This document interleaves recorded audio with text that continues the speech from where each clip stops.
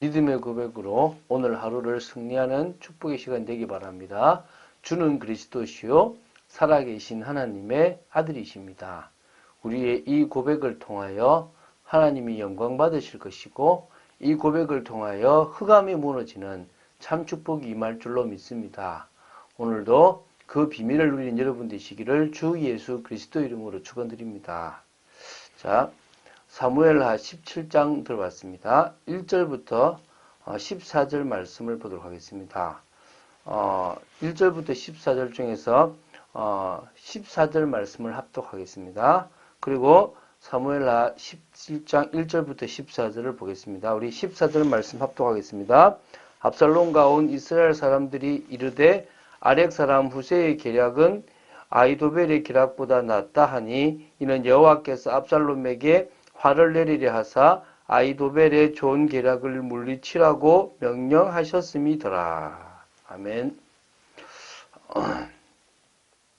자, 이제 사무엘하 17장에 들어갔습니다. 우리 16장의 후반부에서는 다윗의 모사 후세와 압살롬이 만나는 부분을 봤고요. 또 아히도벨의 그 모략에 따라서 다윗의 후궁들과 동침하는 압살롬의 악행에 대해서 우리가 나누었습니다. 이 17장에서는요, 다윗을 살해하고 압살롬을 확고히 이스라엘의 실질적인 왕으로 세우려고 하는 아히도벨의 모략을 이게 모략이 나옵니다. 그런데 중요한 것은 이게 사실은 다윗에게는 최대의 위기가 되었는데요. 후세가 이 모략을 오히려 바꾸어서 다윗을 극적으로 위기에서 벗어나게 한다는 겁니다. 아히도벨이라는 사람이 했던 그 모략이 후세가 압살롬에게 말했던 모략보다 훨씬 사실적이고 힘있고 빠른 겁니다. 그런데 하나님이 바꿔버린 겁니다. 이 압살롬이나 온 이스라엘이 오히려 저게 더 맞다라고 생각할 만큼 바꿔버린 겁니다. 이게 지금 하나님이 개입하신 거거든요. 이 끝까지 하나님께서 다윗을 보호하셨고 다윗과 함께 하셨다는 것입니다. 그래서 이런 방법들이 하나님의 섭리 중에 있는 거거든요. 그것을 우리가 한번 보면서 힘도 얻고 또 은혜도 받게 되길 바랍니다. 자, 이제 17장 1절부터 4절 말씀을 먼저 보겠습니다. 이 아히도벨이라는 사람은 진짜 이렇게 영리하고 지혜로운 사람인 겁니다. 이 반란이 성공하려면 빨리 다윗의 뒤를 추격해가지고 다윗 왕만 딱 쳐 죽여버리면 게임 끝난다고, 이 모든 것이 끝난다고 생각되는 겁니다. 그러면 사실은 막 긴 전투가 필요 없고 모든 백성이 평안할 수 있다고 생각을 한 겁니다. 정말 지혜롭잖아요. 그쵸, 그죠? 그래서 이제 압살롬에게 1만 2천이나 되는 군사를 자신이 직접 선발할 수 있도록 해달라는 강한 의지를 나타냈습니다. 이 정도의 군사만 있으면 도망치고 있는 다윗을 섬멸하기에 충분한 숫자였다고 생각한 겁니다. 이 새롭게 왕위에 오른 압살롬을 위해서 첫 번째 묘락을 성공적으로 이끌었지 않습니까? 이제는 뭡니까? 성공이 이루었던 이 아히도벨은 이 압살롬의 이 그 잠재적인 대항 세력을 완전히 다 해가지고 확고히 이 압살롬의 그 왕위를 딱 세우려고 이 모략을 베풀었는데요. 이게 사실은 정말 하나님의 역사가 아니었으면 실행되는 순간에 끝나버리는 겁니다. 처음에는 압살롬도 또 이스라엘 장군들도 옳게 여겼다고 합니다. 자, 5절부터 이제 좀 긴데요. 13절 말씀을 보도록 하겠습니다. 이제 그러다가 압살롬이 저 계략이 진짜 맞는지 안 맞는지를 알아보려고 아렉 사람 후세를 이제 부르게 됩니다. 그 모략도 듣고 싶어서 불렀는데요. 압살롬은 아히도벨의 계략이 어떠하다는 것을요, 상세하게 쫙 이야기를 해주면서, 자, 이게 좋은 계략인지 아닌지 후세에게 이제 말하라고 이제 하는 겁니다. 그냥 딱 밀어붙였으면 끝나는 건데, 자, 사실 후세가 아마 그 계획을 그 계략을 들었을 때요, 섬뜩했을 겁니다. 왜 섬뜩했냐?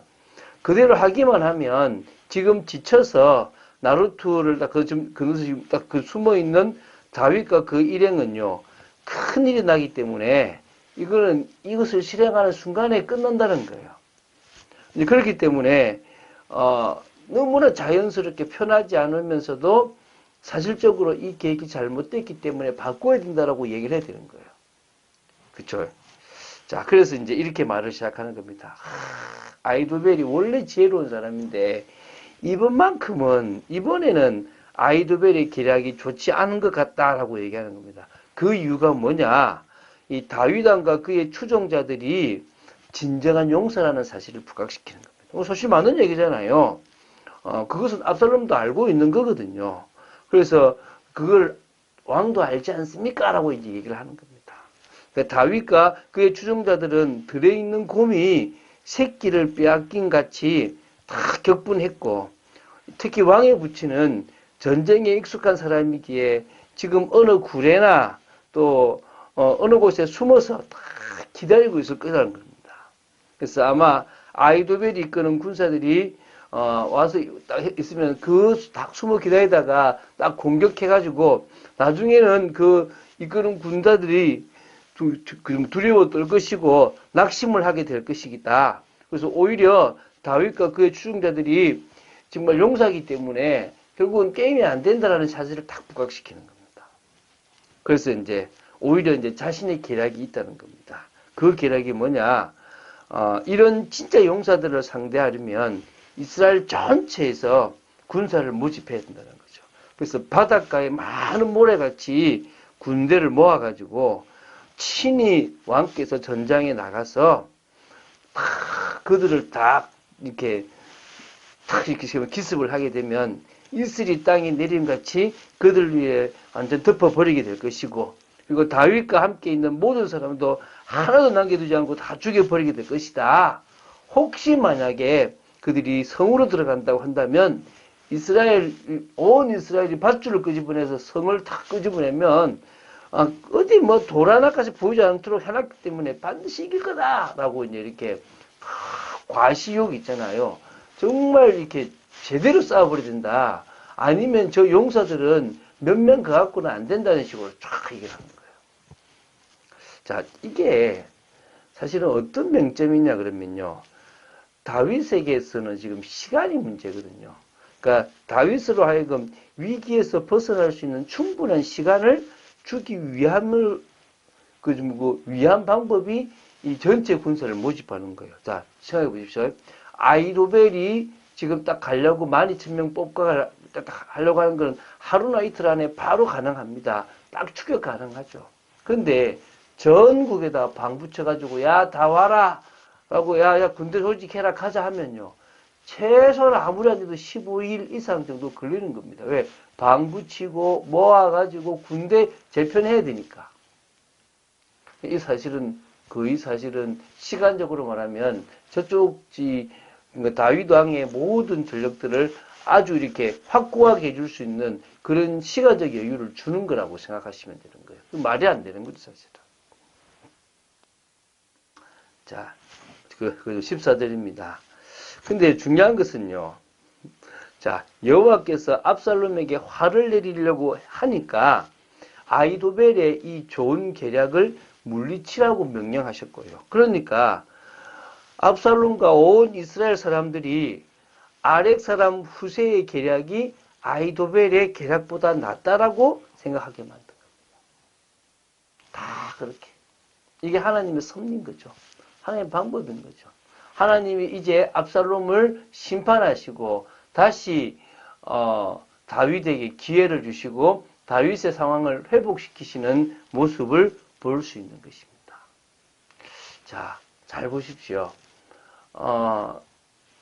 도저히 안 되는 상황 속에서 하나님은 당신의 일을 정말 아무 표 없이 합니다. 오히려 압살롬이 자신을 과시하려고 하는 그런 욕구까지도 또 어떻게 보면요. 이 용사라고 하는 다윗의 그 과거의 그 전력까지도 다 활용해서 하나님은 아이도벨의 계략보다는 후세의 계략 쪽으로 밀어붙이게 하는 겁니다. 나중에는 아이도벨이 죽어버려요. 그리고 이 압살롬도 그 전장에서 사실은 죽게 됩니다. 그 과정들을 우리가 이제 보게 될 겁니다.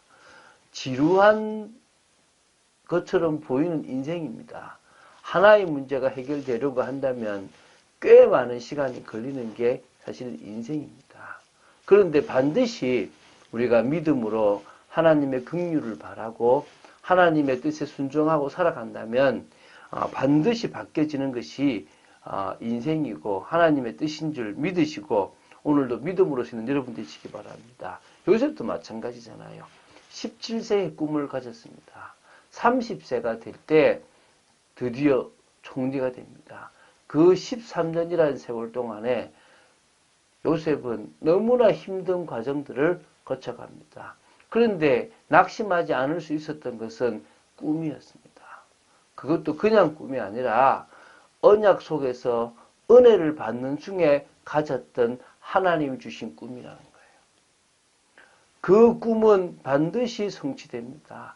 세상 사람들이 말하는 꿈은 이루어진다 그런 수준의 이야기가 아니라는 것입니다. 오늘 믿음으로 여러분들이 서 있게 되기를 바라고요. 오히려 하나님의 은혜를 계속 받는 중에 진정으로 하나님의 이 계획과 통하는 그런 꿈을 꾸게 되기를 바랍니다. 그러면 현장의 중심에 또 이 민족의 중심에 세계의 중심에 서 있는 그런 축복, 정말 세계를 살릴 수 있는 참응답의 축복을 누리게 될 줄로 믿습니다.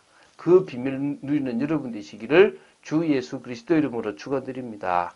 주는 그리스도시요 살아계신 하나님의 아들이심을 고백합니다. 아버지 하나님, 다윗을 향한 하나님의 사랑과 은혜가 조금씩 보여지는 것을 봅니다. 오히려 그 환난을 통하여 영적인 회복을 시키시는 하나님, 그 환난을 통하여 하나님의 심판은 이루어지지만 또 하나님의 구원의 계획도 이루어져 감을 보게 되었습니다. 아버지 하나님, 진정으로 저희들의 인생에 하나님이 역사하고 계심을 믿고 사실적으로 고백하고 믿음으로 나가는 저희들 되도록 지켜 주시옵소서. 오늘 하루도 기도 속으로 들어가기 원하며 은혜 속으로 들어가는 저희들 되기를 간절히 소원합니다. 주 예수 그리스도 이름으로 기도드립니다. 아멘.